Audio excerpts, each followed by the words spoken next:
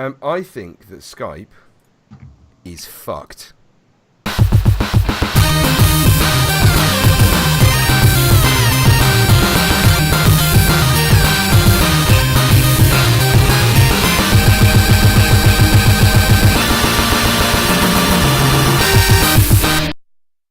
Hello, we are back. It's been nary a week since we did our last podcast, but we are back again with Ready Player 2, and this is episode 88. Did I get it right? Yeah. I did. This week, I'm mostly going to be talking about Apex Legends, but we've got other people here, luckily, who are going to be talking about some other stuff. With me today, I have got Mr. Rossford Balbag. Ali. Miss Egg. Oh, God damn you. That's not going away. Mr. Lewis Knight. Hello. Hello. Do you really need to introduce us all? Like, people Yes. can see our But being. people who are listening to the primarily audio component of the podcast can't see you, it being an audio-only medium. They can So use their stop brains. Stop throwing up gang symbols.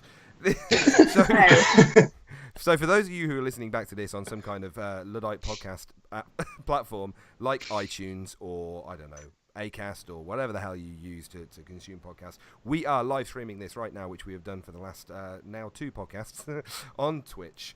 We weren't 100% sure how this was going to go, but it went pretty well last week, and loads of people spoke to us and interrupted the podcast. And it's really good because I am not particularly dynamic, and I tend to get things wrong a lot. And having the increased and intense pressure of people watching me constantly can only improve me. Constant supervision is where you'll learn. Yeah, I need adult supervision. Right, so we're all here and we've got stuff to talk about. I hope we've got stuff to talk about. And I actually do have stuff to talk about that isn't Apex Legends, which I'm proud of myself for this. Are we all right? How are we doing? What's that face about, Lewis? I was looking at the quality of my camera on Twitch, so I'm just gonna. There is Hang like how have you done that? You Done got what? all smooth. Like you've got Halo. Yeah. You go The smooth Saint and then No, you go wrong one. pixelated. Oh, Sorry. that's it. It's gone. It's gone. It's gone forever.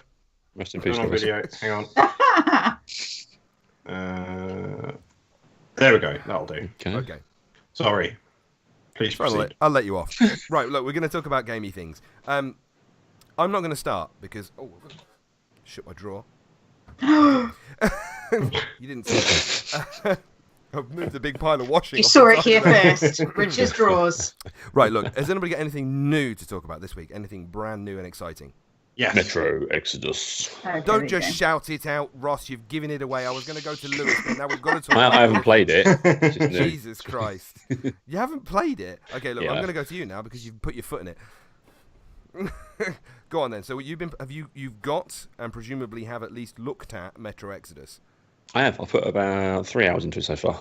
Oh, that's not bad. Really good. Yeah, it's completely different to the thing we played at Eurogamer. It's I think that was kind of halfway through the game, the bit we got dropped into playing. Yeah, it was, So is it?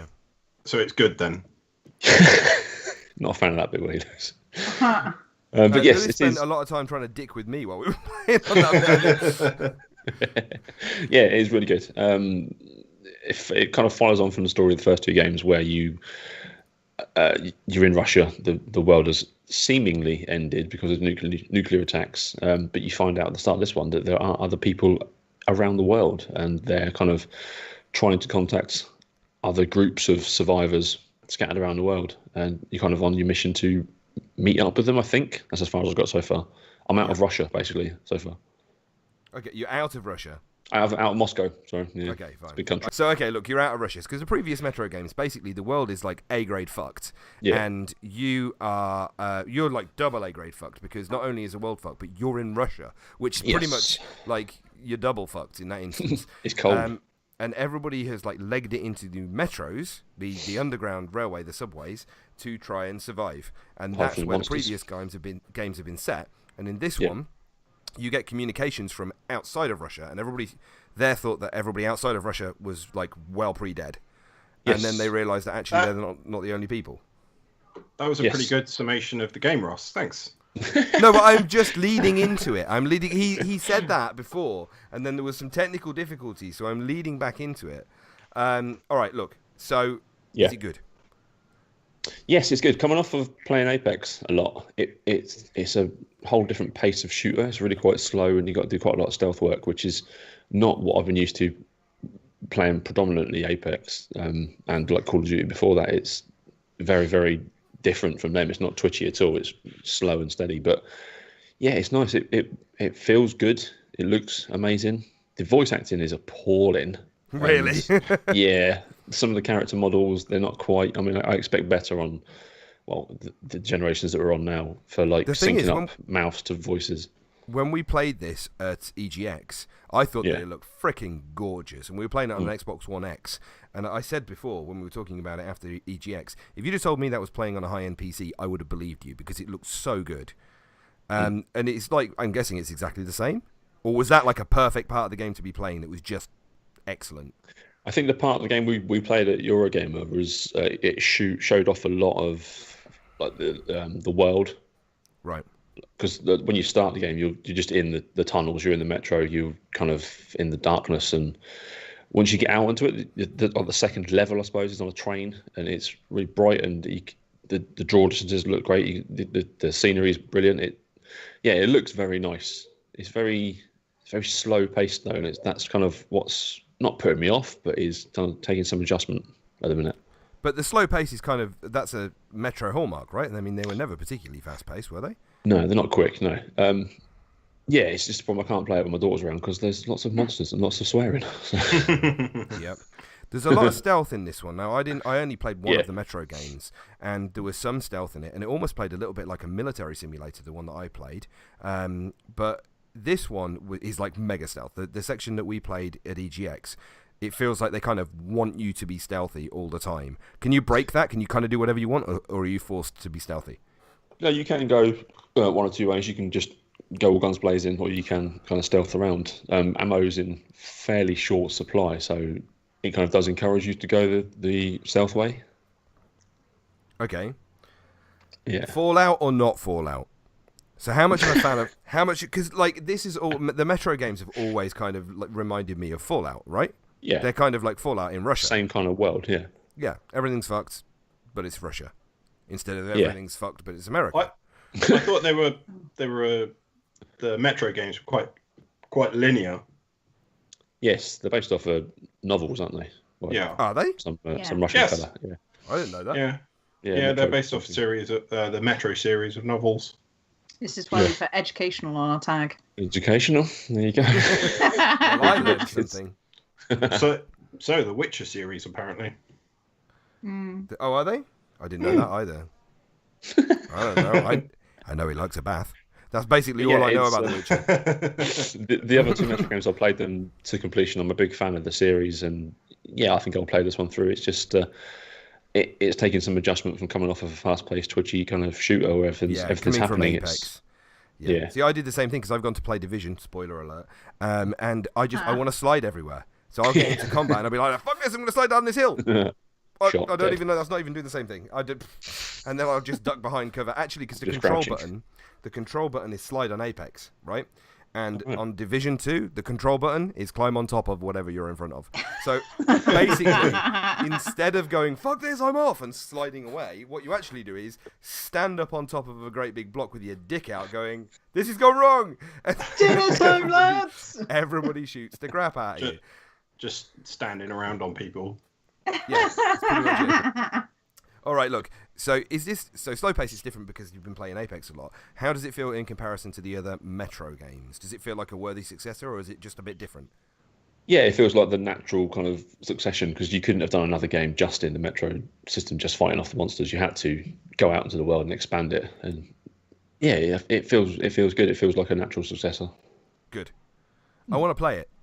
I do want to play it, and do you know what? The only thing that's putting me off playing it is I want it to be co-op, and possibly I shouldn't be, but I want it to be co-op. It feels like the kind of game that I really want to experience with somebody else, and like Fallout, I've always wanted to play Fallout or Skyrim with somebody else, and like not a rando, like not somebody, like not somebody crazy. like just not. I'm not pugging my apocalypse. I need to know who I'm with, but that's kind of put me off a bit. I wanted to do that, and I'm going to wait till this is full on single player. This is fully single player. But although you are the entire time you're playing, of what I've played so far, you're with a companion, which could have easily been a human being controlling that person. Human being person.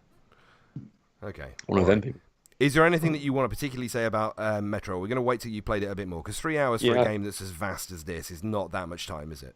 No, I haven't gone too far into it just yet. So yeah, next week, hopefully, I'll play some more. Sweet. All right, brilliant. We're going to move away from Ross and his Russian apocalypse and move towards somebody else. Lewis, you said you had something to talk about this week, something new and shiny and excellent and amazing, right? Yes. So, what? Yeah. So, I mean, I didn't want to big it up too much. Have I led into that too hard? Like setting expectations at a bar that you can't reach. Obviously, we've spoken about it quite a lot. We played it at EGX. All of us played it at EGX. So earlier this week, Rich and I played TikTok: A Tale for Two all the way through. I like a story that I'm involved in. And it was actually really good fun. Yeah. Well, I don't know why I said actually, because we kind of knew it was going to be good fun. No, do you know what? I think good. actually is a sensible thing to put there, because this is a small studio. This is essentially 2 people, right? These I can't remember their names. I'm terrible. Tanya and Mira. Oh, Tanya, not Anya. Tanya and Mira from somewhere. Other games. No, I was going to say the country they were. Oh, from other games. Anyway. But anyway, they're from somewhere foreign, and so they made this, and we played the demo at EGX, and we kind of liked it, and then we played the beta again, which was essentially the EGX demo that we played a little bit later on, and it's like, well, there's no real replayability there. So the risk there is that the game, they showed off like the best of the game, right? At EGX, it could have been that they showed the best parts of the game, and the rest of it is just not quite as good as that, or not as polished, or not as well put together, or whatever it happens to be, because they only baited that particular part of it. As it turned out, I thought it was well-rounded all the way through. In fact, if anything, I thought that it got better in the later chapters. Yeah. So it's fair to say, it could have been not great. It could have been. Yeah, it's an indie game. It's not by a particularly well-known group of people. It could have been not great. And we'd say if it was. But honestly, you paid what for this? Because you bought me a copy as well. So what are we on? Oh, so it's actually finished now, and it definitely would have finished by the time this episode comes out in 2 years. Yeah, so it lasts out in 2 days, you cheeky fucker. So they were doing a deal for the first week of release that if you bought a copy on Steam, you got another copy for free. So I think I paid $4.99 for 2 copies of the game, and it'll be $4.99 normally. £2.50 per person for a copy of this game. And and there was 3 hours worth of gameplay there-ish, 3 and a bit. Yeah, that's maybe. good. Yeah, give or take. I mean, we blasted through the first chapter because we'd done it already at EGX, so that kind of cut a bunch of the time down. Yeah, well, I watched your stream. The time definitely dipped after that. Yeah, it was definitely kind of. It was. There was an upward trend as far as time was concerned after that. Yeah.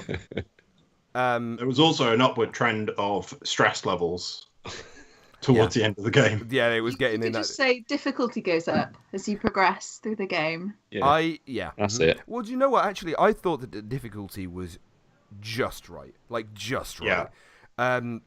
And also the way that it tailored the puzzles were really nice. Like they weren't. I'm good at certain types of puzzles, and I pick certain things I pick up quite quickly. Other things fucking straight over my head because I'm just not paying attention to them, or I read it too quick, or whatever it happens to be. And I thought that it was perfect because you've got 2 people, and I guess it depends on which 2 people you get. But in this instance, me and Lewis, he was seeing things that I wasn't seeing. So top end and bottom end. No, that's not where I was going. That wasn't what the hand gestures were for. Depending on where you want to look at that. No, That's so funny. The perceptions and the way that we were looking at things were different. So every now and again, Lewis would go, "Oh, okay, well maybe this," and I was like, "Oh, I didn't even look at that in that particular way, whatever it happened to be," and we worked it out, and it was great. The great thing about this game, the really nice thing is, and I don't know why I was surprised by this. However, it's also slightly its biggest flaw, or the biggest drawback to this game. There is no replayability to this game at all. There is no randomization. There is no difference in any of the puzzles, apart from one. There is one puzzle that kind of you push go, and you're both supposed to push go at the same time, and then it kind of moves these things around on the screen. Now, the actual answers are the same every time, but they're in different positions, so it's not always easy to tell. So it's like a combination lock, so you've got to push crow, then snake, then something else, then something else, then something else. Now, if you could memorize it, and it's like a 18 position code, so you're not going to memorize it. Is that the one with the 3 lines, 3 lines, 3 lines? Yes, that was it. Yes. Yeah, and it moved around. We had to push it in the right order. Or for the old school puzzle gamers, if you've got your notebook by the side. Well, yeah. Well, first thing, I actually memorized it to probably about 14 or 15. Yeah, you got really far through. I can't do that. And That's Rich not was me. like, no, we don't need to memorize it. We'll just work through it. And I was like, no, yeah, but I've memorized most of it. And he was like, but I couldn't. And I was like, right, okay, well, let me write it down. No, we'll work through it. I was like, fine, okay, yeah, let's work through it. Let's play the game how it's supposed to be played. Thank you. Fine. You're going to be like that about it. If you're going to force me to. The problem with this, so the great thing about the game is that you don't have to have a network connection to the other person at all. There is no net code in this game. It doesn't work through Steam. It doesn't work through anything else. Literally, you both launch the game at the same time, and because the puzzles are always the same and they never change, all you need is a phone call, or you could even be in the same room, but you don't show each other your screen.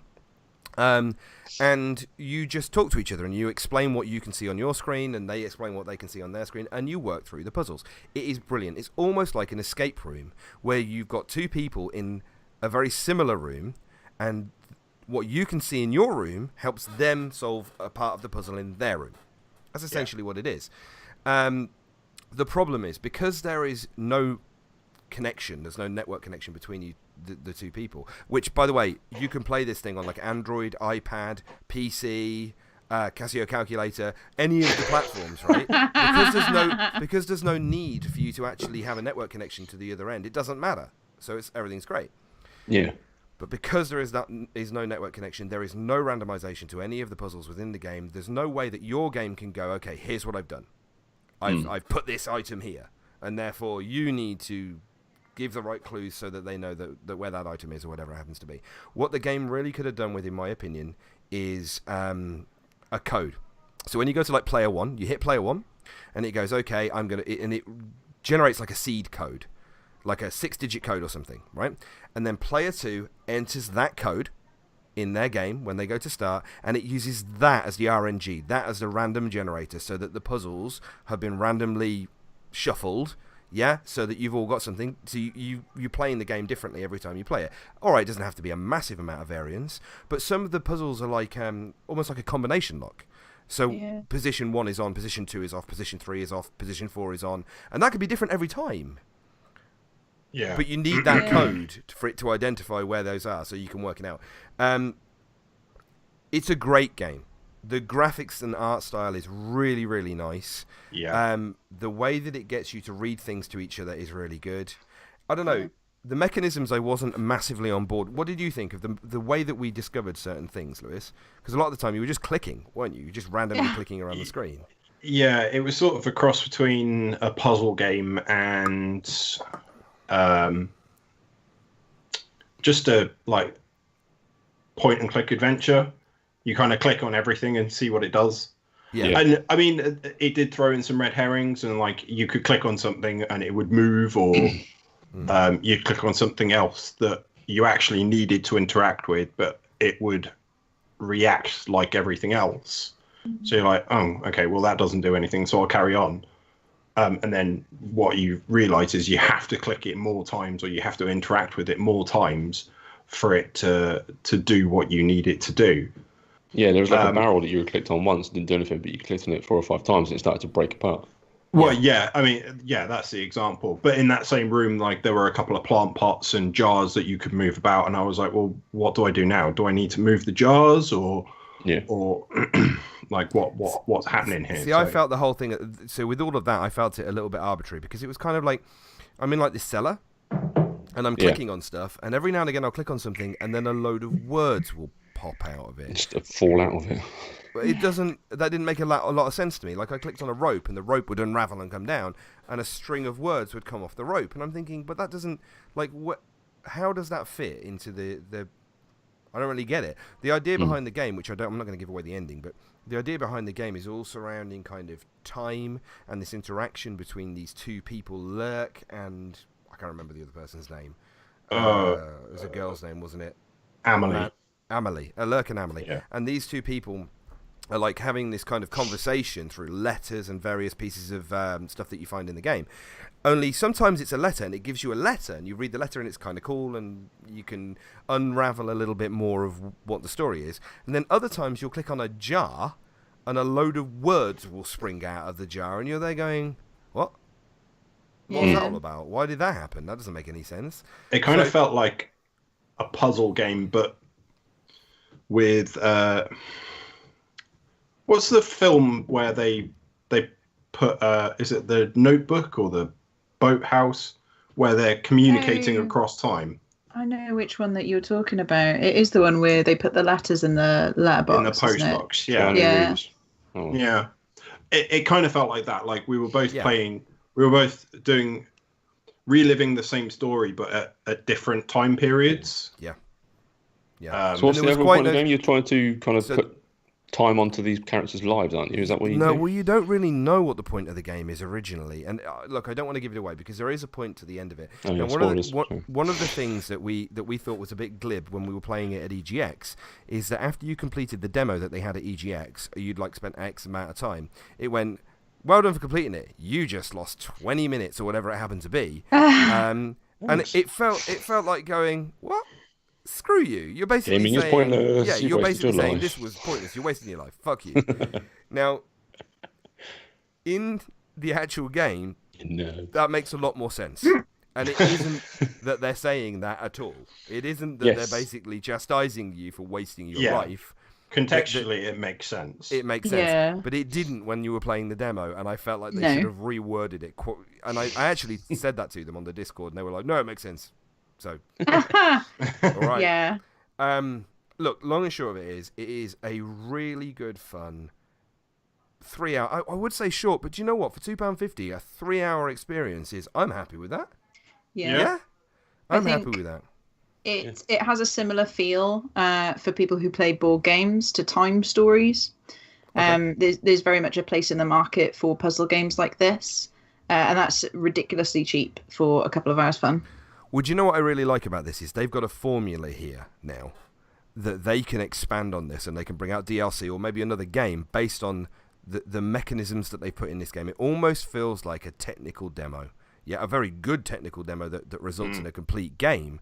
But they expand on this now and they maybe go further, put the random number generation thing in if they wanted to or something to give it a bit more replayability. But hell, I played 10 hours of this. As long as they varied it up enough, as long as they varied and changed the puzzles and made it different, I didn't feel like any of the puzzles were carbon copy. I didn't feel like I was repeating myself. It was just a great. It was a nice paced experience. We didn't get angry with each other, which was pretty good. Well, I got angry with both of you watching the stream. I definitely remember thinking that I might just get the train to Leamington and strangle you. Honestly, on at least one occasion. But you probably think that most of the time when we're interacting in some form. If you've got someone of a different skill level to yourself, you're just like, what are you saying? Whoa, I'm not saying this about you. I'm feeling It's attacked. asking this of both your characters, not one individually. I mean, she's assailing both of us, Lewis. No, I've actually played this demo. I was there when we played it, and I didn't play it with either of you. I remember this. That was Andrew, wasn't it? Yeah, okay. Mm-hmm. No, I feel that shaming is well deserved. Oh, God, now you're buying into it. But, yeah, make sure you choose your partner. For everybody who's watching or listening, this game is TikTok, A Tale for Two. It is available right now on Steam for sure. I'm pretty sure it's available on both Android and iPad, but somebody will have to check and sanitize that for me. So it's available on Steam. You can buy it on the Humble store. You can also get it on... It's not available on Android yet, I don't think, but you can play it on Nintendo Switch. Oh, you can? Okay, great. Yes, if you were so inclined. And it, like we said before, it doesn't matter what platform both of you have it on. You can have one Yes. on a Switch and one on PC, or one on Switch and one on Android, or whatever it happens to be. It doesn't make any odds. It's fully cross-play because there's no network connectivity involved at all. Yeah. Look, TikTok Hotel for 2.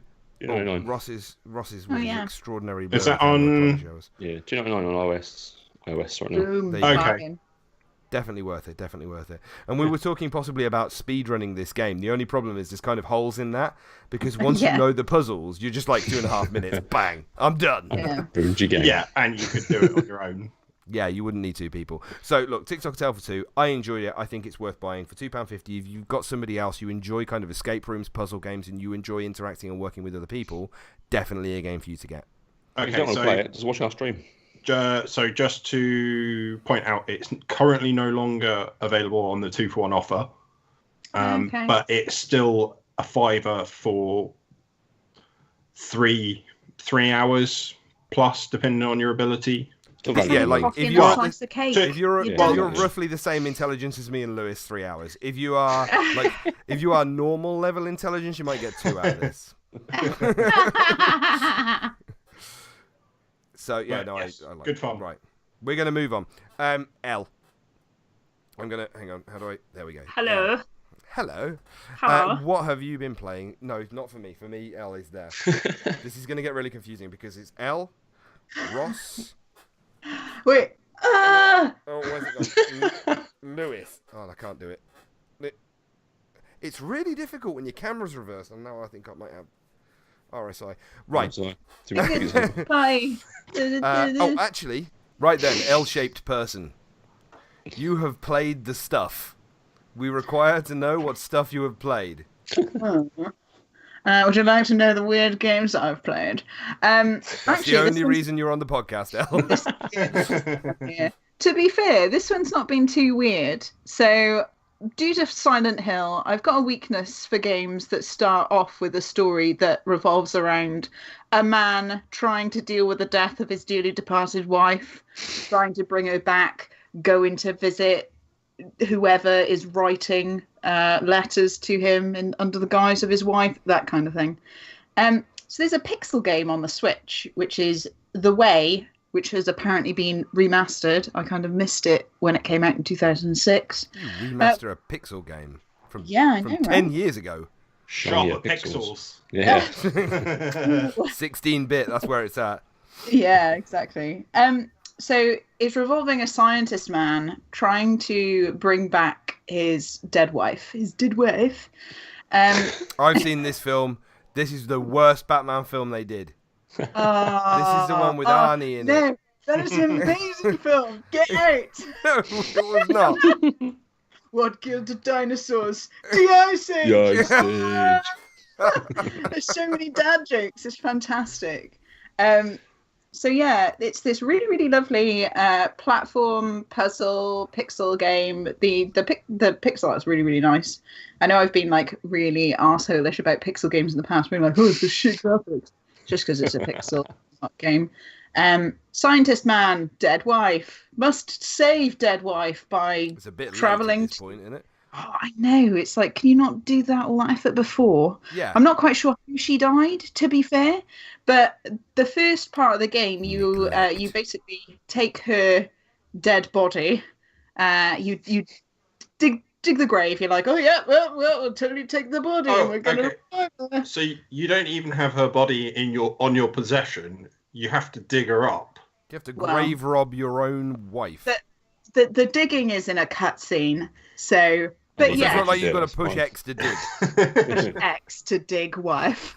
I'm growing my own. So I'm expecting a wife tree in 2 or 3 years. Okay. wife harvest will be good this year. But enough about the shenanigans. You take your corpse bride and you shove her in a company van, and you go about this. To be honest with you, I don't see why I didn't manage to get a laser gun and just go in gung ho.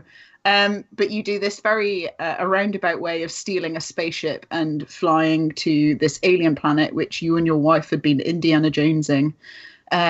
And yeah, This took a turn. What? I feel like maybe this went.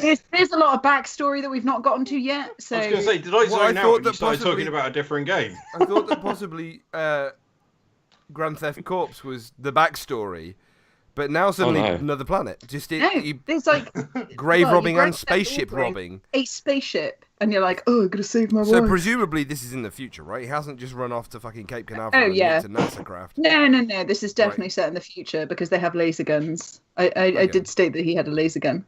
You say he could have used a laser gun, but he didn't use a laser gun. I presume that was because laser guns didn't exist. Not in the beginning, no. But you do steal a laser gun. Boo boo. It makes things so much easier. I'm like, why don't you just get one in the first place and just be like, security man, bang, done.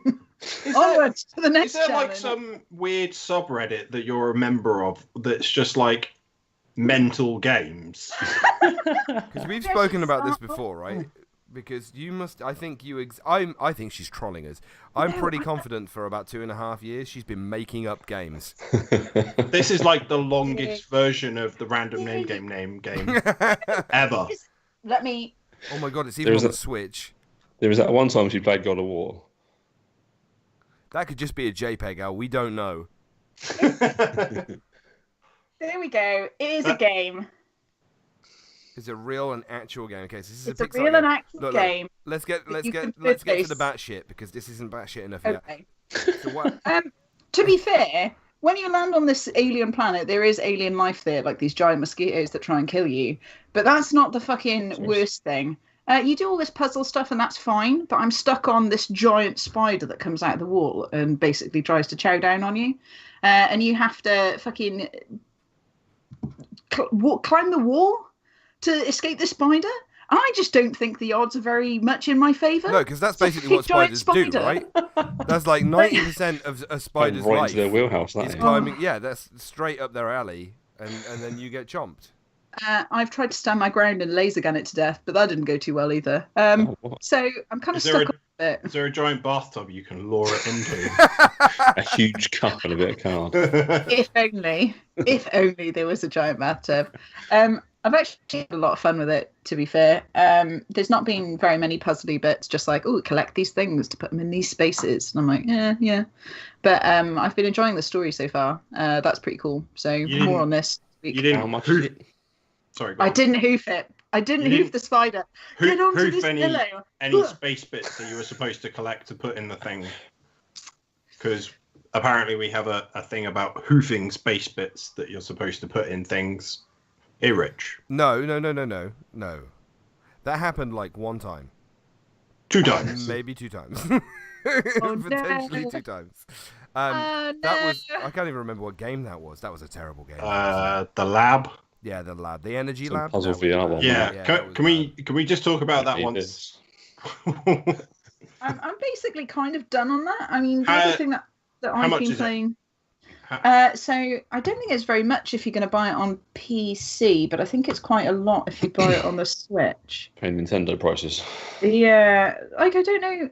I guess like I understand it's like developing for a relatively newish It's because platform. they can charge that, which I don't. I'm not necessarily saying that's a bad thing, but they can charge that because They've got indie a games on captive the market. Switch Well- are like 12 quid roughly, right? Well, Yeah. you I'm say that. guessing so. You say that, but like I bought Gunman Clive on the Nintendo 3DS. Oh, actually, and SteamWorld Dig. So I bought Gunman Clive for, I think it was less than £1, and SteamWorld Dig for about £4 on the 3DS. Pretty good. That's pretty good. Yeah. So if you want to, by the way, on Steam, by the way, the way, it's £10.99. Oof. Okay. On I'm the out. Switch. Well, this is why I'm here to play the games Exactly. that are batshit crazy and then let you know how much they are, whether they're worth it. Are they worth it? I have no clue. I'm You tell guessing it's us. around 15 quid. Who the Jeff knows? Who knows? Presumably the Nintendo store, but No, it says purchased. And I'm like, that doesn't Oh, give me yeah. any yeah, information. that does annoy me actually. When you go to somebody asks I you, need to how know much how is that much I game that you're spent." really enjoying? You're like, I've got Money. no fucking idea. It tells me I've already got it. Maybe I've got the receipt. Okay, let's not do a deep dive into your personal history. Because that could lead to places. Onwards to the receipt section. Look, So yeah, it sounds kind of. Look, I've got to be honest, fucking weird, and yeah. I'm off what you have just described. Extraordinarily unlikely to play this game. Fair. Fair. That's not to say that it's a bad game. I do like pixel art games actually, because I played what was the one I played in the scary 1349? That's not much more than it is on a PC. Oh, including VAT, £2.25. Well, I don't know that what means that's that into. price was already including it. So the what was it? Oh, the game the scary game that I played, the pixel art scary game. I mean, I played loads of pixel art scary games, so Yeah, I'm probably It's wasn't on aimed at you. YouTube. Yeah, I know which one you're talking about. It was Lone Survivor. Lone Survivor. That was the one. Okay, That's so a good one. I really enjoyed that, and I thought that was a great game. I mean, there was no spaceships involved, and there was no corpse thieving, which No, did well. maybe it was worse for that. But I did enjoy it, so I'm not against pixel art games. I think there's a place for them. But when I've got games like Division 2, and 20 quid more. yeah, but it's made out. That's what I mean. 20 quid more is not a lot more for how much more game you get. Yeah, exactly. Yeah. That's kind of my thought. But then if you enjoy that kind of batshit crazy stuff, I think L derives quite a lot of entertainment, and forgive me for saying what's in your mind, from stupid crazy shit, right? L derives like a lot story. of enjoyment from stuff. And puzzle. Story. That's not what I was going to say. L derives a lot of enjoyment from knowing full well that she might be one of only 3 people that have played that game. Oh yeah, fair. And knowing that it's batshit crazy and off the wall and weird, but that's kind of good, right? If that's your niche, you enjoy it. Brilliant. Oh. Okay. More on this next week. I'm pretty sure that Elle's just got a labyrinth of cubicles under her house of deranged game developers making games just for her. Yeah, and I'm going to say I haven't seen Reese in a while. Have you? Yeah. Nope. Maybe. I think maybe she's just forcing him to whip out games every now and again on hallucinogens. Right, look. Not worth it, man. Not for 13 quid. I would hope that you get a free code if Of your my slave own was money making it. that I spent on the fucking Nintendo store. I mean, you Yeah. probably. Right, look, we need to find out next week whether this is actually worth it or not. But for now, can we move on? Is that okay? Yeah, if you want. If I want, I don't have to. Thumbs up. Did you want to know No. more about that game? No, let's To be go. fair, I pretty much decided I wasn't going to play it as soon as Yeah. we went to As soon as Pixelate. Elle opened her mouth. Hey, No. don't you judge Stardew Valley. No. Shut your full mouth. And actually, that's just come out on Android as well, so we may not see Elle on the next few podcasts. She may Yeah. be gone forever. I'm going to be eating bread and just playing that. Right, look, I'm going to talk about something. Is that okay? Can I talk about my thing? Yeah. Sure. Well, you don't need to say it like that. If you must. Go on then. So I got a couple of things, but the one thing I'm going to say. No, that's not true. I'm going to say loads of things. Talk about the one Beat Saber songs because they're so fun. of the things that I'm going to say. Beat Saber had an update this week. If you don't know what this is, Beat Saber is a VR game in which it's a rhythm game that is very similar to kind of Guitar Hero, only you've got 2 lightsabers and blocks come at you. And you have to slicey the blocks in the right directions. And if you've not seen this, you've probably been living under a rock. It's really because easy it's to been all do. over the place. as well. Yeah, it's dead simple. Have you- Ross is just bossed I was it going to out. say, why are you explaining it? Have people never heard of Beat Saber? It's like the Have we never premium- spoken about Beat the Saber? premium VR game. Do you know what? I'm not entirely sure that we have before. I can't remember. But then I can't remember what happened yesterday, so I'm not the greatest person to be speaking to. So look, Beat Saber dropped an update this week, which did 2 things.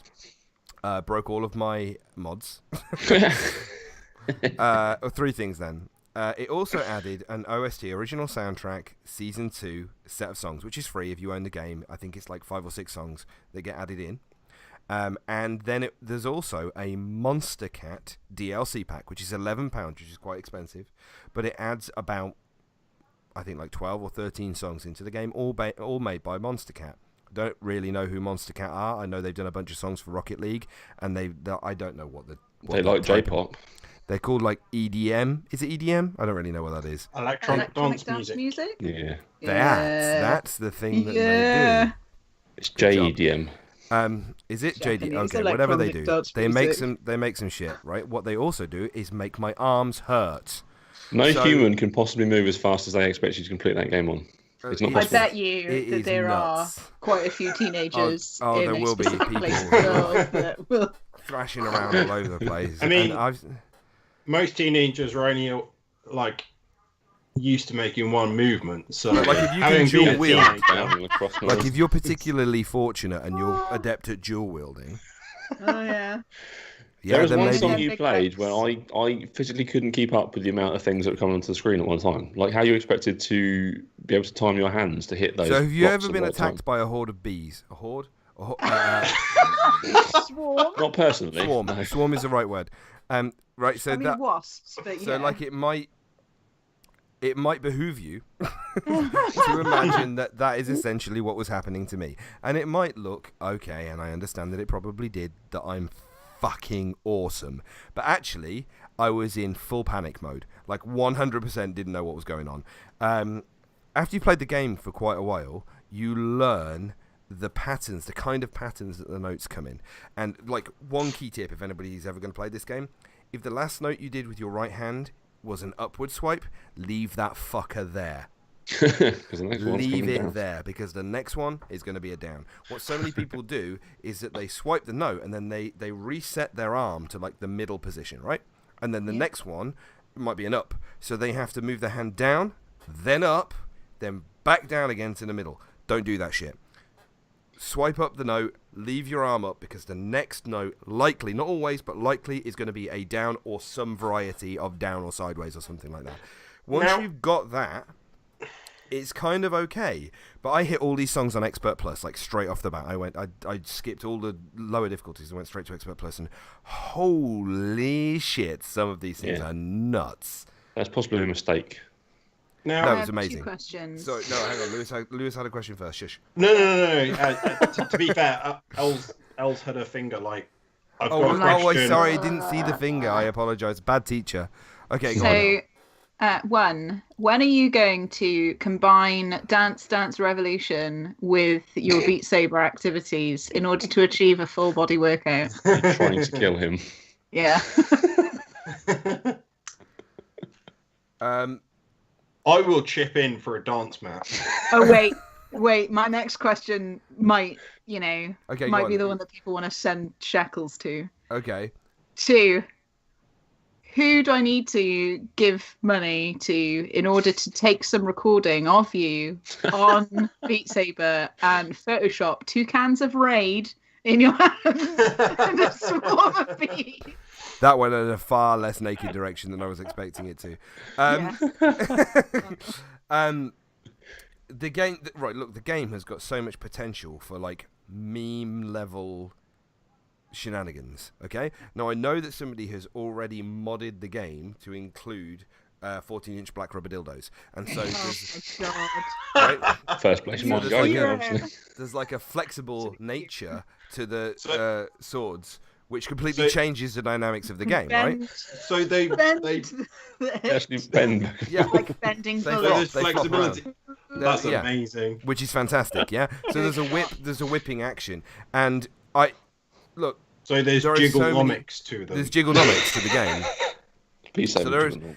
is so much that they could do to add meme level stuff to this game, but to be honest, it's kind of taken off in such a way that they don't really need to. It's the thing in VR at the moment, and nothing else has come close to it.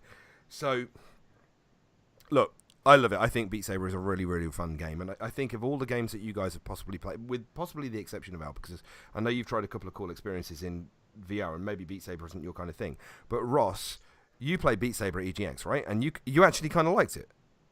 Yeah, it was all right. Yeah.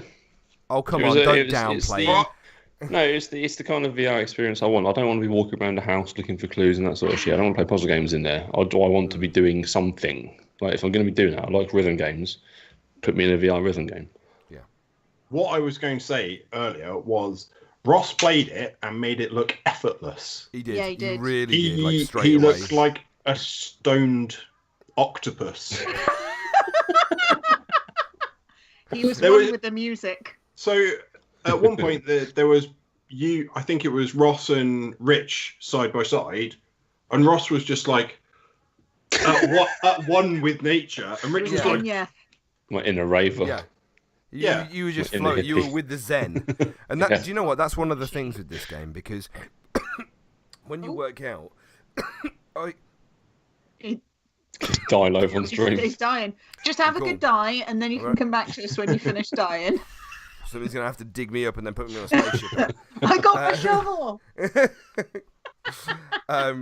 The I bet that's not the first time you shouted that, is no, it? that is not, is it? Just hurling it out the window. That'll fuck your sirens. I'm going. This game is really, really good fun, and I've had to play a long time to get kind of this good at it. I got a funny feeling that if Ross played for probably half the time that I had, he would already be much better at it than I am. It's that kind of game.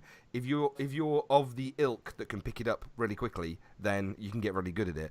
But it's just really good fun, and I really enjoy it. There are loads of songs that are available to download from the community, because you can get loads of community-made songs. They're not officially supported by the people that made the game, obviously, because the They got majority- licensed tracks. no, there are licensed tracks. The Monster Cat tracks are licensed. They've also got some KD. They've got a KDA track and another couple of tracks from other people that I can't remember what the names are that are licensed songs, which is why you've got to pay for the Monster Cat DLC rather than it being built into the game.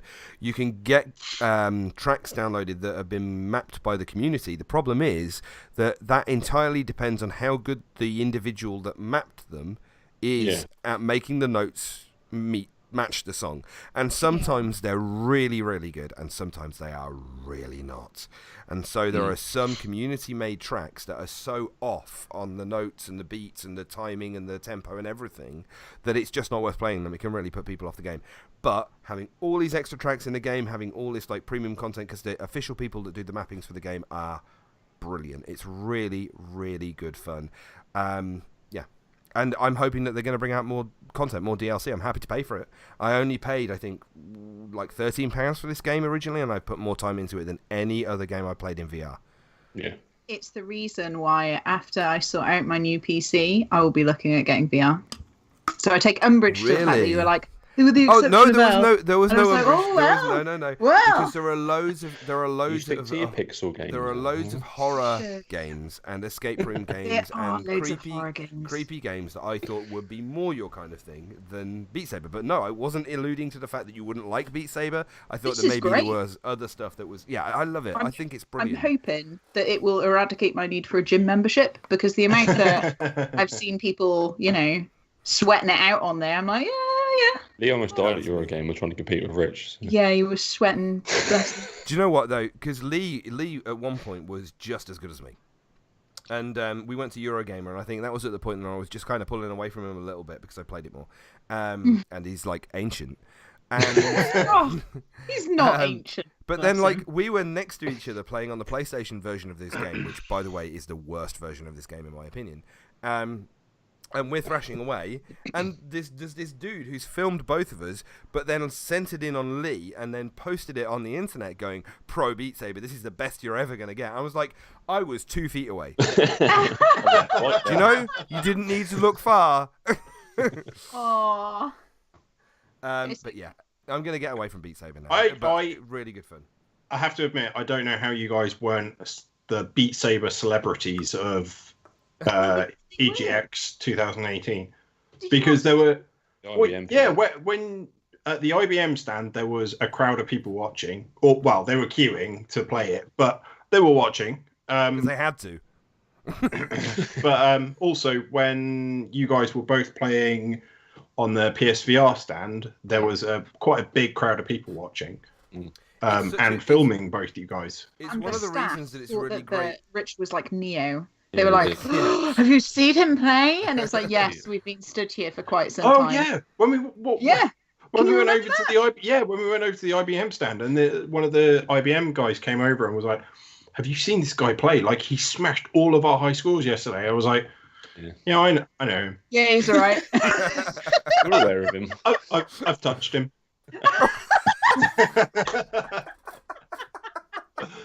I've seen it up close. Oh, Oh my god! Look, That's one of the reasons I must admit at this point, one of the reasons that I really want to get really good at the game is if we ever go to another show, so I can really show off the skills. Please dress as Neo and be like, "Your savior is here."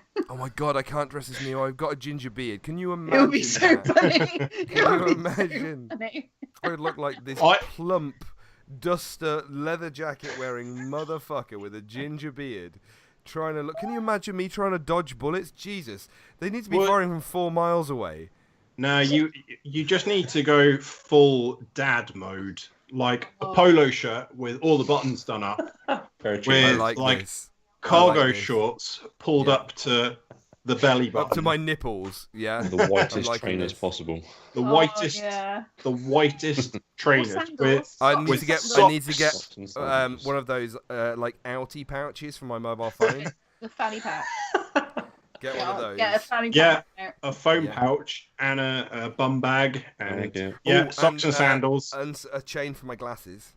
Yeah, Oh my god. And then And smash then- out Beat Saber. Although I Yeah. do feel like that maybe that's a lot of accessories that would be flapping around that could potentially get in the way. We've got to think about this logically.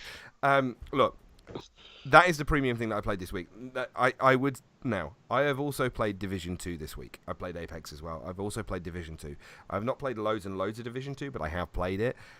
I've got to be honest, at this point in my life, I am more excited about the updates to Beat Saber than I am about Division 2. But Division 2 is so goddamn good. But I've spoken loads about stuff and things. Does anybody else want to say anything else about any games that they played this week? No? Ross. I can talk about Football Manager again if you want. No. I played NBA. Nobody wants that. NBA, that's a different ball shape. No, it's the same ball shape. It's the same ball shape, just slightly bigger. Is it bigger? It's bigger and oranger. I'm all right with it being oranger, but I wouldn't have known it was bigger. Look, do you want to talk about it? It's fine. All right, yeah, fuck you. I mean, to be fair, we've been talking about it since when did we start this podcast? 2013. 2013. Yeah, something like that. Yeah, Look, so- I'm going to very briefly touch on Division 2 in a weird and inappropriate way. The game's come out. We talked about it when it was in beta. It was a good game when it was in beta. It's a good game now it's come out. I enjoyed it in beta, but I enjoyed the first game, and I was a massive fan of the first game. Playing the new one, I must... Addendum. You were a massive fan of the first game after the 1.6 patches. After, 1.4, but after a lot of patching. It took a lot of patching. Now, it feels like they've learned a lot of lessons in this second one. It feels like it's basically the first game after patch 1.4, ready to go. The only thing I will say is I am getting Crash to Desktop a lot. Really? A lot, yeah. And I'm getting no error message. I'm getting nothing. It is literally just closing the whole game And and you've got a straight pretty to good machine, desktop. haven't you? Yeah, and other people are getting this on Apex, but I'm not. So It's almost like you need a console to play it on. don't even. No. We're not. I mean, No. so Ross, have you had any issues with Apex Legends? Like audio issues with Apex Legends? No? No, me neither. I have more tea to pour, but alas, my tea is empty. This tea will have to sustain me. Are we done? I haven't got any drink left, but- as well. Jesus Christ. Okay, look. This may very well be a PC environment kind of problem, but race. I'm up here. Look, I am getting Crash to Desktop.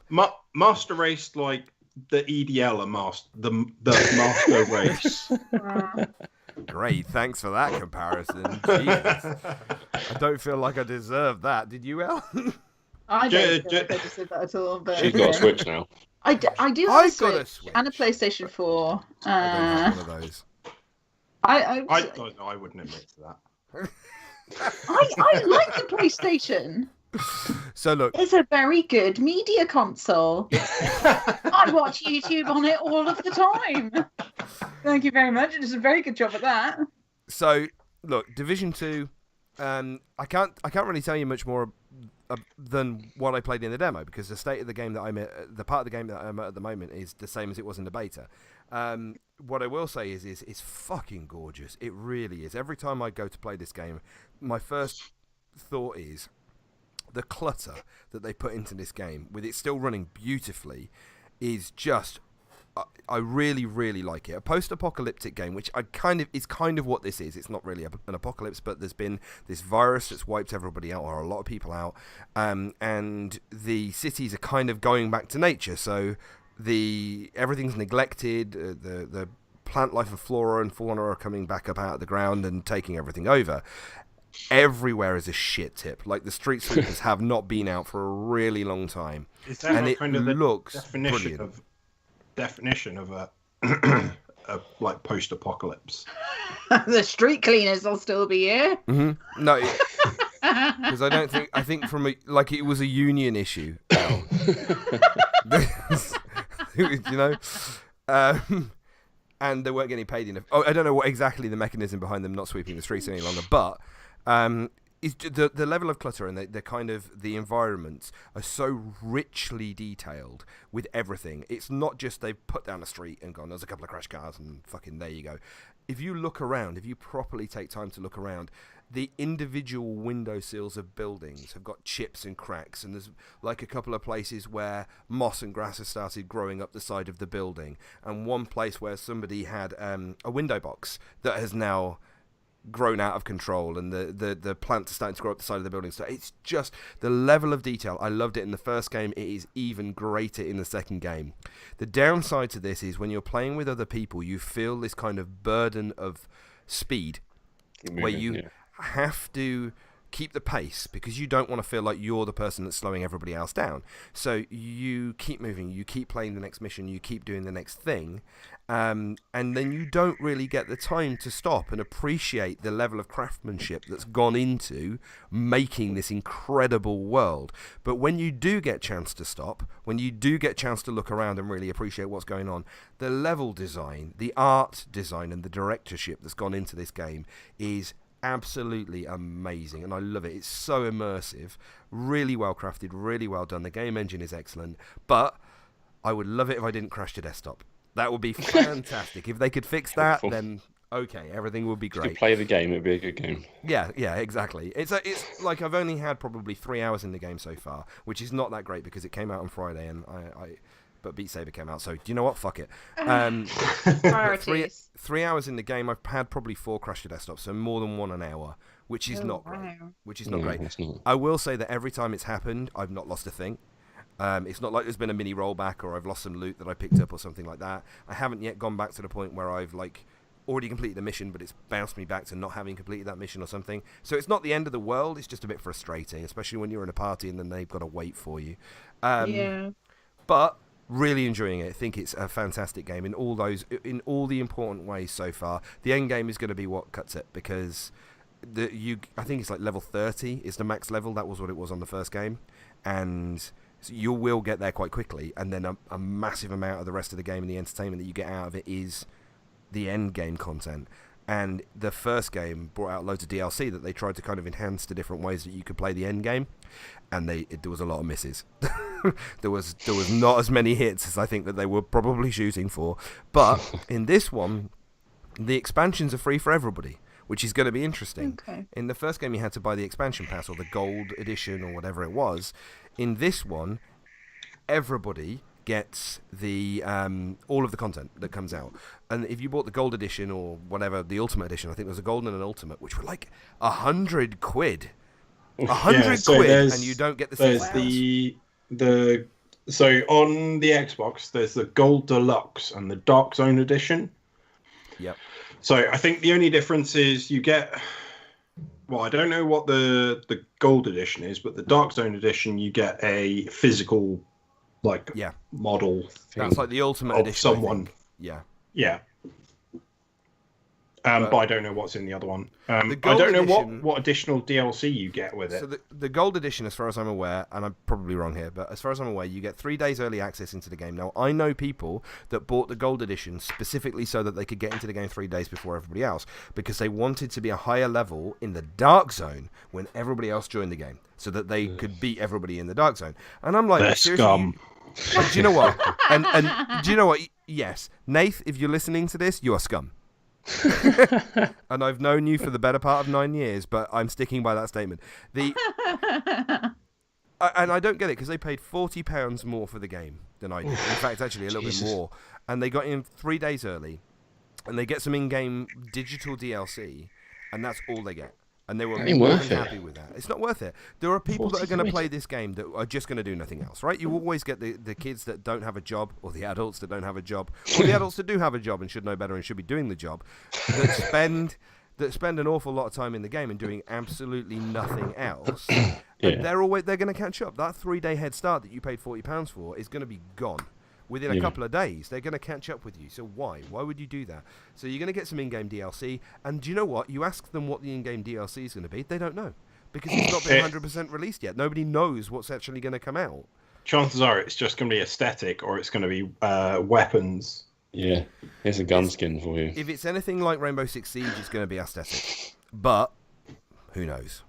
So I hope they do get something. If they've spent £40 for the game, like a £40 premium, I don't begrudge them getting something cool extra, No. But I don't know, man. Like, saying that about Rainbow Six, the additional operators in the Rainbow Six DLC were actually pretty good. Yeah, they were, and they did change the game quite a lot as well. Yes. Yeah. And it changed how matches would go with the additional operators. So you know what, I wouldn't be against, and if we're going to kind of play it in the same way, what I think would work well with the Division is, one of the biggest things with the Division is you get skills. So you'll get like a drone that you throw down, like I don't know what you call it, an auto-fire drone. Turret drone, that's exactly the word.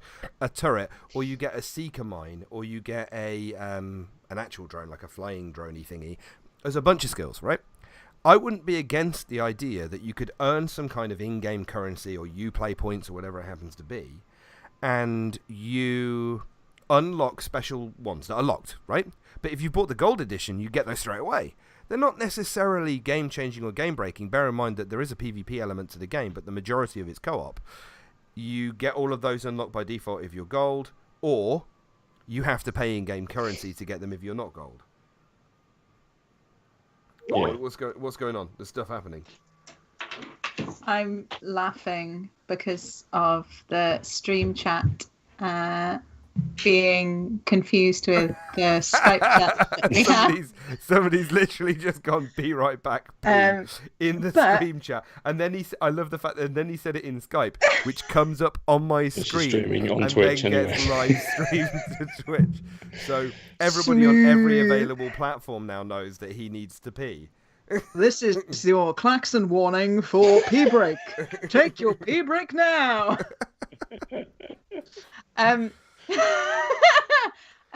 have a legitimate question. Okay, because go. the TV advert for the Division is that the one with like the little girl and she like throws the paper airplane and it's like, help me? Is that the one? I don't know if that. I don't know. Oh man, might that was a good advert. I don't think I've seen any TV spot adverts for it. Well, I don't watch TV per se. I do streaming services and like YouTube. It might be. It might be.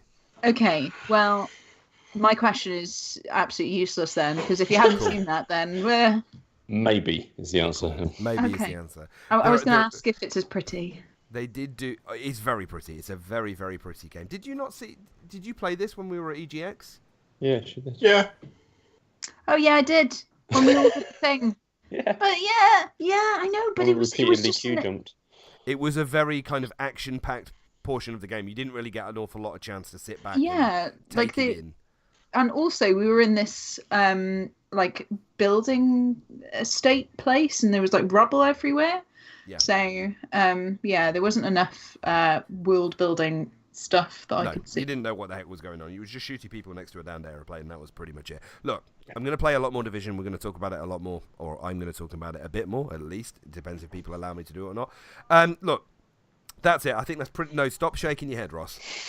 This is one of the symptoms of having this video chat thing going on. I can tell where you're all disparaging. Stop it. Right. I think we're done. Look, has anybody got anything else they want to talk about this week before we sign off and call it a day on this podcast? Yes. We asked a question. Oh, we did ask a two question. responses. So We must all have our own responses. Yes. Well, we do have responses. Have we got time to put this through, Ross? yeah, go on. Okay. In that case, I'm also going to pee. I was holding it because I thought we were nearly done. Sorry. I'll be right back. Elle, since you mentioned it, what was the question that we asked this week? Ooh, so we asked, and I don't have my thing on me, so I could be wrong. What beloved game series have we not bought into? What's passed us by? What don't we jam with? That was what I got. And that was for a question for us, but also a question for the community. And we didn't actually put it out there as early as we did with the previous question that we asked, because normally we ask a question and it's roughly 3 months before we actually do a podcast. There's plenty of time for people to answer. Squirrel it away. I'm pretty sure we still got answers from a question we asked over a year ago. So Oh yeah, I still got those answers squirreled away. I'm excited. Maybe we'll talk about them soon. Do we want to start with this, or do we want to start with the answers that we got from the community? I've got the community ones up now. Do you want to do those quick? I'm not sure they're really cute. Well, one of them's Sarah, Just our friends. and She is the other community. one, yeah, she is community, and the other one's Lee. Okay, he doesn't count. Yeah, leave respond. Saltar as well. Saltar. Oh, Ross okay. Saltar yeah. got one in as well. Okay, go on. Now here's it with what they've said. Okay, so Saltar said literally anything Japanese inspired. So Final Fantasy, Yakuza, also Metal Gear Solid, anything Mario. He played Jet Set Willy and Manic Miner. He doesn't need a new console to play them all over again. So yeah, Wow, not okay. a fan of the Eastern games. Oh You no. see. Oh, Sarah So you're said, missing out on a few games there, though.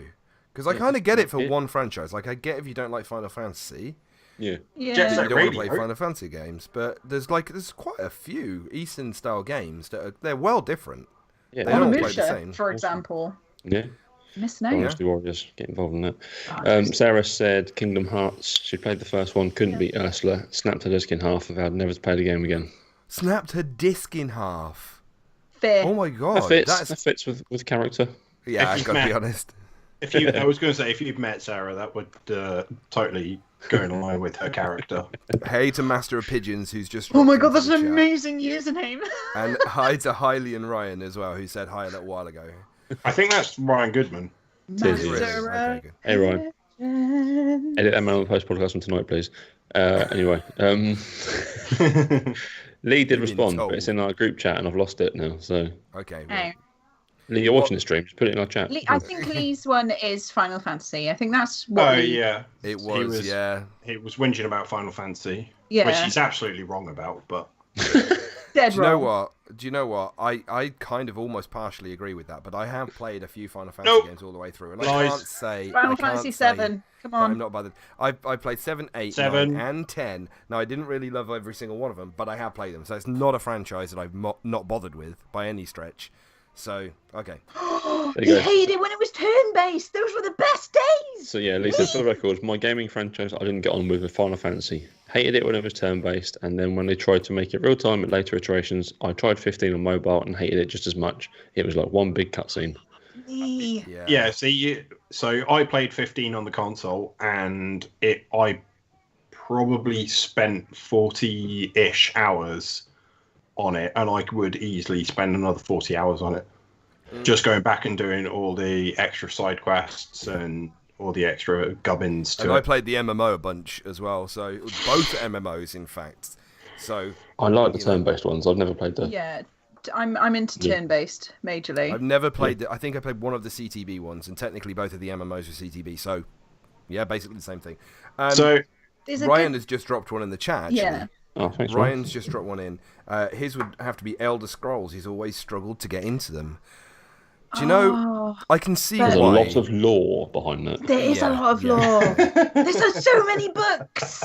Go read the books. Do you know? I Um, kind of get it, but I love the Elder Scrolls games. Wait. Am I? Hang on. Let me just check. Am I bottom right? You are bottom right, Lewis. Yeah. You are bottom right. Yeah. Yes. His Master of Pigeons has just asked his bottom right of Viking. Yeah. I'm getting there. He's on his way. Is it? To be fair, there's a lot worse things to be. I just need a drinking horn. Oh my I'm god! please disappointed do you don't that have one. one already. You must have it. Yeah. Have you not at least got Mate, a pewter mug? No, I do have a Stein, a 2-point Stein. It's a good start. We'll do ready, Not we'll do ready not for well two known for their Christmas. glassware though. Amazing. Oh, you need to get a hat. You need to get the hat. Get the With hat. the horn hat. Yeah. It's a fashion thing. Rich, what alright, was your game you'd ever got on with? Game no, I need to go franchise? around other people so I can think about it. Okay. Mine was Half-Life. Since you decided to pipe up, Half-Life. Yeah. Was it really? Didn't get it. Didn't understand. I still don't understand the love of this game. It's like a really bad first-person shooter. No, it's not. No, it's not Sorry, even. yeah. No, it's not. I was no. actually about to cry. No, it's not. No. But you're wrong, Ross. Why Do you is know it what? a No, bad first-person I- shooter? Don't So- you give him credence. Right, so I played Half-Life and is it Blue Shift? Yep. hmm And one of the other versions. Opposing force. Was it opposing forces? Yeah, where you played there was the base game, the one where you played as one of the Gordon cops. Freeman. All right, so Yeah. you play as Gordon Freeman, then you play as Benny, who is like the security guard. Benny? Yeah, I think it's Benny. And then you play as Shepard, who is one of the military guys that was sent in to Yeah. basically get Gordon Freeman. So those Yeah. were all mods for the first game, for Half-Life 1. So, well, because I had a multi-pack of Half-Life, Blue Shift, and Opposing Force, and I didn't like any of them. Okay. They No, feel like right, PC okay, first-person hang on. shooters to me. No, that's not entirely true. I enjoyed them when I played them, but I couldn't go back and play them now. Okay, no, I agree with that, because I couldn't go back and play them now either. And I Oh. couldn't play I disagree Black with Mesa you. either, which is the So I haven't tried HD. Black Mesa. Yeah, that's the remake. That's the fan-made remake of the game. Look, I No, I haven't haven't. tried to go back to them. I played Half-Life and Blue Shift, and I think it was called Opposing Force or Opposing Forces. I can't remember. I played all of those, and I played Half-Life 3 probably 2 or 3 times. I played both of the expansions a couple of times as well. I loved them. I thought they were absolutely amazing. Considering what was available in terms of first-person shooters at the time, the difference with this game was enormous. Half-Life was the first game I'd ever played, and I'm not saying it's the first game that had it, but the first game that I ever played that had mouth synchronization to the in-game dialogue. Couldn't Yeah. believe it. It blew my tiny fucking mind. It was fantastic, and it was also a first-person shooter. Sorry, Al, I'll get to you in 1 second. Yeah, that's okay. It was also the first-person shooter I think that I played that actually had a story. If you're talking Doom, Quake, Wolfenstein, these kind of games, they didn't have a story. They were like, you're here, they're bad, shoot face. And that was pretty much all you had, right? Yeah. To the point where at least one of them was just like, we can't really explain why they're bad, but they're Nazis, so just kind of derive what you need from that. Yeah. Okay, so what was the story? For Half-Life, Quickly. Yeah. for the first one, you're a scientist who accidentally opens a portal to an alternate dimension, shit starts coming through, everybody starts Okay, dying. but from there, what's the rest of the story? For the first game, Mhm. you're trying to survive. So And then- you and see everybody- bad things, Yep. shoot face. Yeah, yeah, all right. And do you know what? I'll give you that. But yeah, it I is mean- kind of that. But you're trying to escape from the facility. There is a reason for it, and there are other NPCs who are talking to you, and there is dialogue, there is story, there is interaction. It's not just always shoot face. I kind of get what you mean, but it did make a difference, definitely at the time. And we're talking a long time ago now as well, right? I Yeah. spent 10 minutes running around with a crowbar and thought, nah, I'm out of this. I think maybe you needed a gun. Yeah, that would have helped in first-person shooting. First I have person 3 slapper. words. Okay, go. No min space. If Right. it- Did you do it? Did you do it? Because I did. I might have, but to be fair, I obviously must have done something or spent some considerable amount of time for me to latch onto this as a concept. But it is a game where you could put a garden gnome in space. It is, yeah. So I'm fucking sold, and I will defend it to my last breath. If people don't know what this is, there was like a kind of in-game challenge with Half-Life 2, where really early on in the game, there was a garden gnome, right? You found a garden gnome. Yeah. And if you could play the entire of the game using the gravity gun to carry this garden gnome through the entire game with you, and eventually put it in this spacecraft and send it off into space, you got an achievement. It was the only way to get this achievement, and it was probably somewhere in the region of around 10 hours worth of gameplay looking at this garden gnome that was right in front of your screen, taking up probably 60% of your available screen real estate in order to complete this challenge. I did it. Yeah. I'm not really afraid of proud of commitment. myself. I'm really proud of myself for doing it. Half-Life 2 I thought was an incredible game. I played Half-Life 2 Yeah, Episode it's 1 brilliant. and Episode 2 as well. I was so disappointed they never brought out an Episode 3 or indeed a sequel for the damn game. But I loved it. I thought it was fantastic. Look, we've had another person in the chat ask a question about a game series. Can we jump to this very quickly? Yeah, sure. So Master of Pigeons has said thoughts about the Batman Arkham game series. Now this is 1 and 2 were good. Yep. 3 was terrible. 4 was all right, but a bit trivial. Yeah. Yeah. I think trivial's the best word to use for that game, if I'm being perfectly honest. I never really understood the point of it. I did play it, and it was just and it was broken on PC. That was one of the biggest problems. Hugely with it. broken. It was hugely broken on PC, and I got to it very, very late after they'd fixed it, which was a long time. It Isn't have that the game City. where... Sorry? They should have ended it with Arkham City. That was the peak. Arkham City was fantastic, and then they did Arkham Origins. Is that the right one? Yeah, that was handled off a different developer. Where and it wasn't mysteriously it good. was a prequel to the previous games, yet somehow you had shit that didn't exist in the other games. So you had like bat goop and bat stuff. I don't know, like stuff Bat that juice. had bat in front of it. Bat juice. I don't know. Bad juice. Yeah, you had bat juice and bat smell. How I does don't know. one get bat juice? You extract it from bats, Lewis. You milk a Batman. You need to milk- get one of Not- those lemon squeezes. Yeah. You don't even milk a bat, you milk a Batman. Oh. He might enjoy that, you know. If it was poison ivy, he might let her. It's got nipples on. Yeah. So yeah. Anyway, look, I like the Batman. I like the Batman games until Enough to milk him, apparently. You just squeak the bat nipples. I feel like possibly we're going off piste slightly here. The gaming franchise that you've never been bothered with, either because you played it and it was balls, and you never went back, or because you were just never. She's going to say Call of Duty. She's going to say Or Call of Duty. GTA. You all know that there's this long-standing.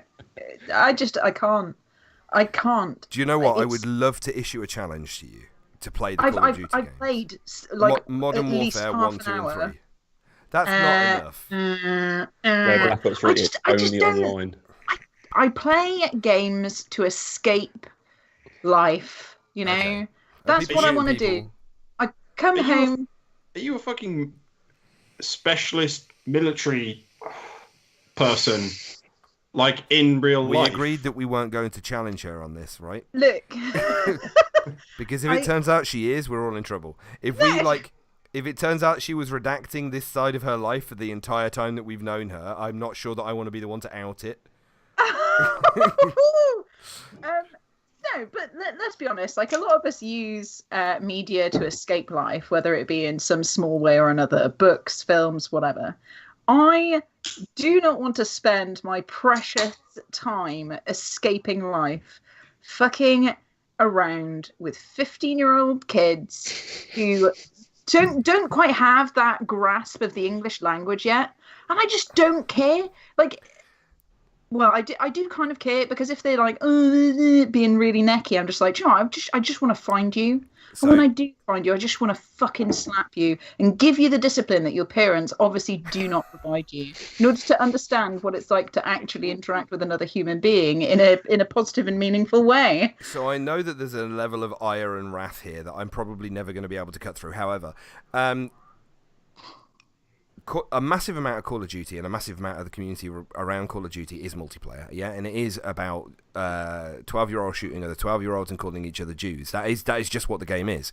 However, Call of Duty Modern Warfare, so forget about Black Ops, but Call of Duty Modern Warfare and Modern Warfare 2 and Modern Warfare 3 had a campaign, and they were, in my opinion, a really, really strong story-driven campaign. Yeah.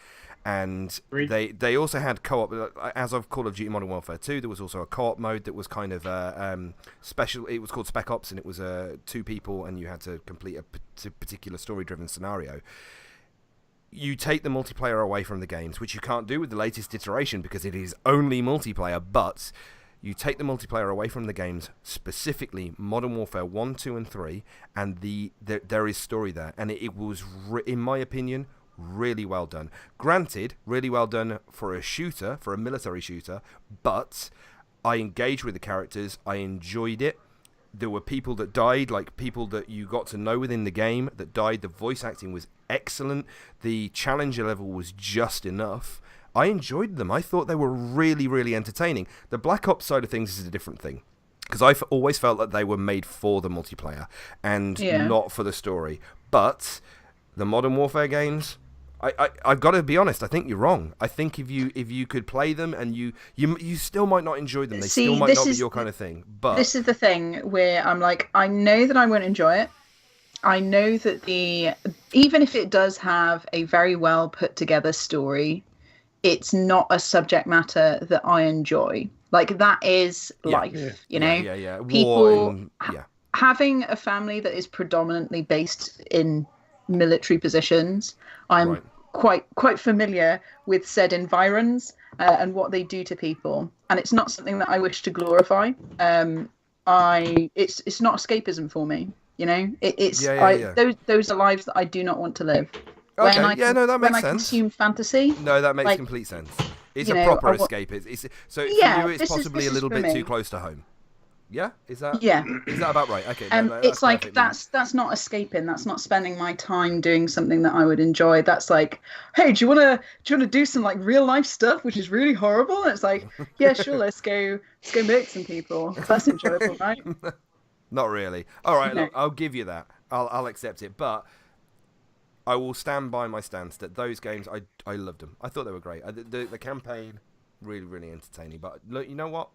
Completely agree with you. Your reasons there, totally justified. If you needed my validation, which I am aware that you don't, I am happy to give it. Right, Lewis, have you got a game franchise that you would be happy to forgo forever? A list. I've got a list. Have you got one? Sick. Zelda. Really? Shit. No. Ooh, What is happening? Let the wrath fall. Lay it down. It's awful. It's not, though. Yeah, it is, though. I feel like you guys are disassembling my yes, my favourite franchises. So, is also agreeing. In the chat. What did you like about it?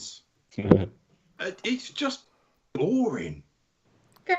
And the characters are gash. I think we've been over this in the podcast before. You missed the boat early on, didn't you, with Zelda? Yeah, so, like, I think I tried to play... Oh, God. The DS one, I think. Yeah, there was one before that. It was, like, one of the earlier Zelda games, like like A Link Between Worlds or something like that. Yeah. And I didn't get on with it. And then I played Ocarina of Time on the 3DS, and I just... Oh, hang on. Al's cat snoring. Her cat snoring. No, we can't get it. We're not getting it. I don't know why we're being quiet. It's not like the cat can hear us. No, Al. No. No. Sorry. He's having a good snore. Yeah, I tried to play Ocarina of Time. No, Ocarina of Time. Yeah, the Majora's 3DS one. Mask. Well, whichever one was on the 3DS. Yeah. I just didn't enjoy it. I didn't think it was a particularly good game. So Ocarina of Time was very much of its time. Elle, you are now like 20% Snowball. Mike. Oh, sorry. The Ocarina of Time was very much of its time. At the time, it was amazing. If you were into Zelda games and when it came out, you played it when it came out, then brilliant. It was fantastic. I've never played You the don't have to sell it remaster. to me. No, I I'm not just- trying to. But I kind of Hates it agree regardless. that now, if you try to play it now within the last like couple of 3 years, it probably doesn't stand up to much. I love Zelda. I think. Well, I think they're great games. I've watched people play Breath of the Wild. I've watched people play. What was the one on the Wii U? I never remember this one. Oh, The Was it cartoon Twilight one. Princess? Oh, Maybe? the cartoon one. Here's one. Wind Waker. Cartoon. Oh, Wind Waker. Yeah, I've watched yeah. people play Wind Waker. I've watched people play Breath of the Wild, and I just don't enjoy them. Like, they don't look like good games to me. Master of It's Pigeons just- has it's said, personal Viking, are you taste, isn't thinking it? about Phantom Hourglass? He's called Lewis, but I think he's all right with being called Viking. I've got to be honest. Yeah. He's okay with that. I'm pretty sure I might just adopt that. Yeah, But just call him Lagatha. Oh, my life belongs with her. at least go Ragnar. Yeah, Ragnar's fine. Look, let's be honest, he's a bit of a twat. Lagatha's way better. I'll be all right with being Lagatha. I've got to be honest. Do Um, you know what? I do kind of get it. I get all of these. to be fair, Rollo was sexy. I so- go for Rollo. Yeah. I go for Rollo. Look, right, Zelda. I get it. I do get the reasons why you wouldn't get into it. They are slow games, and there's a pacing to them that I think you've got, and there's an awful lot of dialogue, and as well because it's all or previously it's all been written. It's all written dialogue. There's not been any voicing. Very similar to Final Fantasy. You've got to read absolutely everything. Yeah, but get I it if loved you're not- Final Fantasy 7 and 8, Yeah. There you go. It's weird. Different games for different people. and it was all reading. Yeah. I guess it's whatever grips you at the time, and depending on what you've played as a kid, like that nostalgia I is think such that a has big got a tint. big thing to do with it. A big thing. To Yeah. do with it. Yeah. And I'm sure I probably mentioned this in the past, but like the thing for me was I started with NES and then moved on to PlayStation 1. Yeah. So Yeah, okay, I so that's a big jump. I skipped a shitload of the Mario games. So absolutely, to be honest, no interest in Mario games. But Don't like there was a big kind of renaissance in the SNES generation or the Mega Drive generation that possibly you skipped straight over and went all the way up to PlayStation. And a lot of games nowadays not nowadays, but a lot of games have been derived from those ones that were on the SNES or on the Mega Drive. And if you missed those entirely, then I completely get it. All right, look, Ross, have we spoken? We haven't spoken about your. Have we spoken about your one that you would Half-Life completely is mine. forgo? Yeah. We did speak about yours. I need to It's go just with you. mine then. It's just Yeah, mine. it's yours. And do you know what? I really don't know. I'm terrible because Come I, on, there's something you hate. Because you like everything. Dig I- for it's That's not a that I- lie. It's not that I like everything. So we're talking about stuff that I've just forgotten. I've gone, well, like, I'm not bothered with it at all. I've tried everything. You know, I'm happy to kind of play almost any genre or any type of game.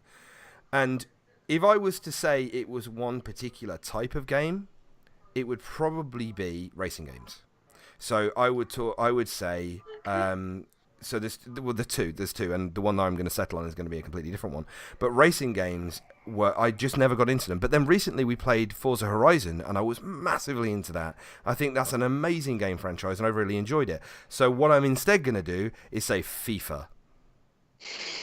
Yeah. I am in no way bothered or interested or in every single time a new FIFA game comes out, I am immediately disinterested. I am not bothered. I am not interested. And I know this is possibly the go-to for an awful lot of people who have played games for a long time, but my immediate reaction is this is the same fucking thing. This is the same game that you've been bringing out not only for the last 3 years, but for the last fucking 15 years. Okay, Why would I so- be interested? But what do you expect? It's football. Yeah. Now, Yeah. no. Though, because What do you want? No, Multi-ball? yes, mode? I would like a A pinball element. deathmatch mode in To the- Release FIFA. the giant hamsters. So, right, look, there is a caveat to this, right? So, Pro Evo. I've played Pro Evo with my friends, yeah, and I've bought Pro Evo games even recently-ish, and we played them all. Good. Yeah, and we played them all. Yeah, I went last time I had an Xbox, which was probably 4 or 5 6 years years ago. Yeah, so. But I bought Pro Evo games and we played them. We had game nights where people came over and we all played Pro Evo because it felt like an arcade game. It felt like an arcade football game that was entertaining to play and was enjoyable for everybody to get in on. FIFA games never felt like that. They have never felt like that. They felt like they're trying to be football simulators. You cannot simulate football on a console or on a PC or anything. It just doesn't translate, in my opinion. Especially when And you slipped on the wet pitch. when your target is not entertainment, when your target is not fun gameplay, when your target is something else, and I've never really understood what it is FIFA is trying to be, other than a football simulator. Like Master Pigeon says in our chat, FIFA right now is a money grab. It's all about Ultimate Team. Give us your money and buy That's cards. exactly what it's always felt like. Whereas Pro Evo for me felt like it was a game that was at least trying to be fun to play. And I've got nothing against football. I completely understand why people enjoy the sport, and I completely understand why people enjoy following it and playing stuff around it. And if you enjoy FIFA, then great, more power to you. But for me, Pro Evo was an entertaining game that I could get on board with, and FIFA never was. It felt sluggish and dull, and like it was trying to be something that I didn't think it really understood what it was trying to pander to, but it wasn't me. But you could say the same about racing games. So Yes, for me, yeah. racing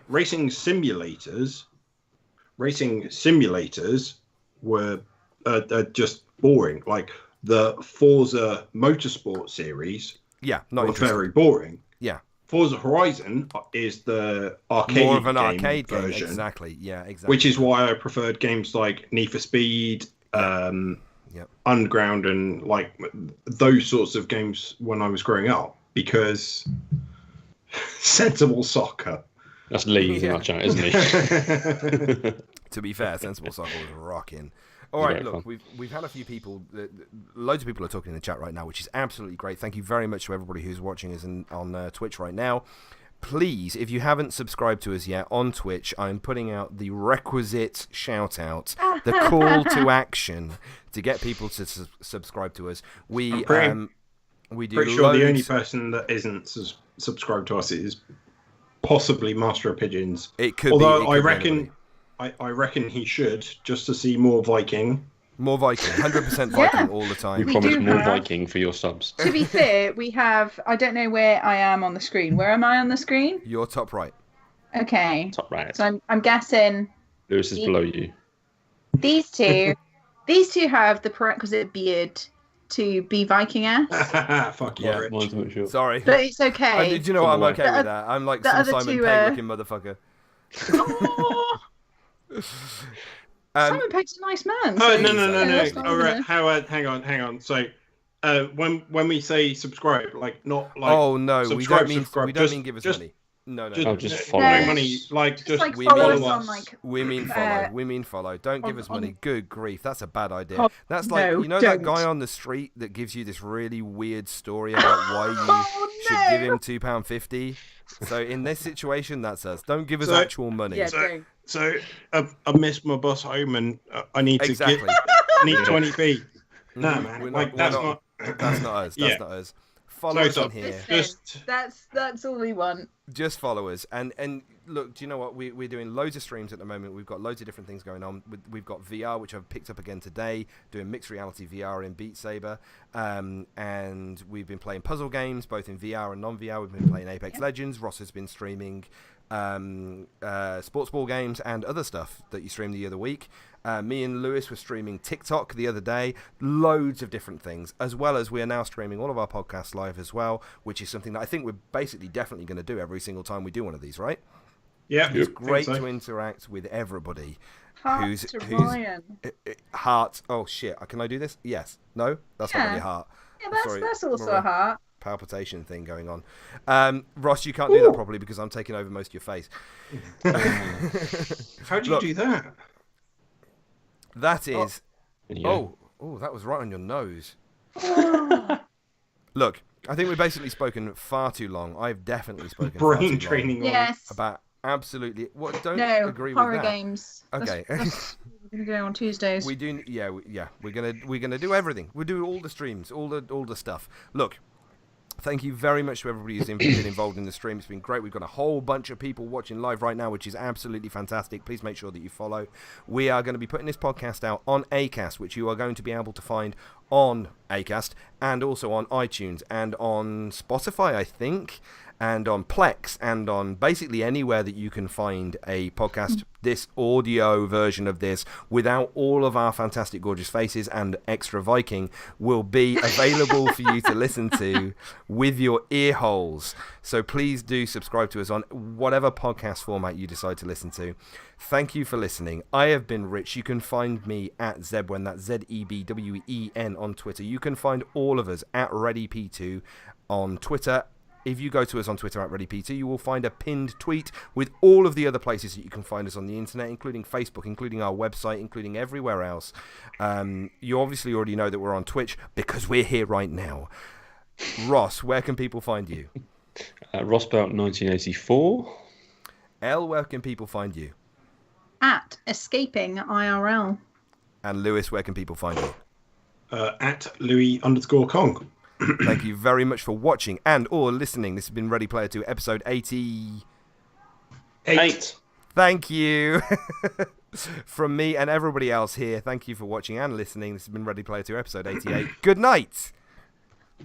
Bye. Goodbye. Elle, go. You heard the P klaxon. You could have gone then. The P klaxon's gone. This is not your designated P klaxon time. My cat is thundering away behind me, just having a good old snore. All right. So I apologise.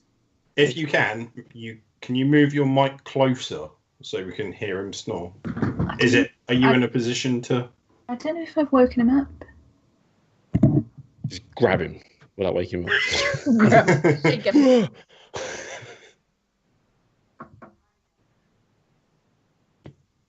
I don't know why I'm leaning my head over. Like, got headphones in. Listening to my microphone. Oh. I might No. wait until I hear him again, and then I'm going to move the microphone closer. Be like, you're terrible David Attenborough. And here we have the squishy-faced cat in his natural habitat. chair. Spoiled. Sorry to everyone that I just announced that I was going for a pee It was to in the Twitch chat. Oh, shit. Good to know. So close to my face. It's better than you just disappearing. We could have thought it was a serious emergency. Well, yeah, I was kind of hoping that the intention was that I did it in the Skype chat. Yeah. Smooth. So, I like Richard's Yeah. subtle advertising when he goes to the toilet. Look behind him on his screen there. Company. What's company name? Oh my god, that's amazing. And he's going to turn up next to me with a banner, isn't he, behind him? Oh, he should do. They're like 30 quid to have made. Those big, like, Oh, really? professional ones. Yeah. All the way behind him. Yeah, like, he could totally invest in that. That's like a takeaway night. or he's just Interesting point. These headphones are Bluetooth, Yeah. and I can still hear you while I'm peeing. We My didn't say statement anything still that bad stands. against you. The P klaxon had gone. No, I'm sorry. that's not off-putting at all, is it? Was a I little can bit. hear Had to you. take them Well off. It was putting me off Concentrate, midstream. Rich. Concentrate. Oh my god, Okay. that's amazing.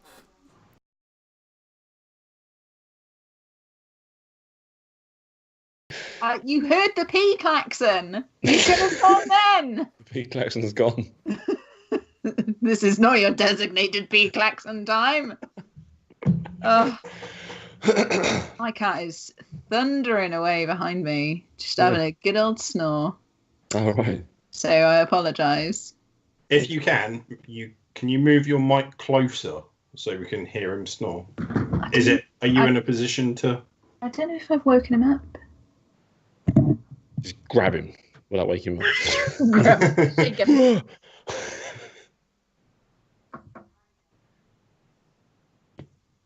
I don't know why I'm leaning my head over. Like, got headphones in. Listening to my microphone. Oh. I might No. wait until I hear him again, and then I'm going to move the microphone closer. Oh, the red Be light. like, "Your Good touch. terrible David Attenborough." Here we have the squishy-faced cat in his natural habitat, chair. spoiled. Sorry to everyone that I just announced that I was going for a pee It was to hilarious. in the Twitch chat. Oh shit! Good to know. So close to my face. It's better than you just disappearing. We could have thought it was a serious emergency. Well, yeah, I was kind of hoping that the intention was that I did it in the Skype chat. Yeah. Smooth. So, I like Richard Yeah. Salt advertising when he goes to the toilet. Look behind him on his screen there. Company. What's company name? Oh my god, that's amazing. And he's going to turn up next to me with a banner, isn't he, behind him? Oh, he should do. They're like 30 quid to have made. Those big, like, Oh, really? professional ones. Yeah. All the way behind him. Yeah, like, he could totally invest in that. That's like a takeaway night. or That's he's an just interesting point. These headphones are Bluetooth, Yeah. and I can still hear you while I'm peeing. We My didn't say statement anything still that bad stands. against you. The P klaxon had gone. No, I'm sorry. that's not off-putting at all, is it? Was a I little can bit. hear Had to you take them off. It was putting me off Concentrate, mid-screen. Rich. Concentrate. Oh my god, Okay. that's amazing.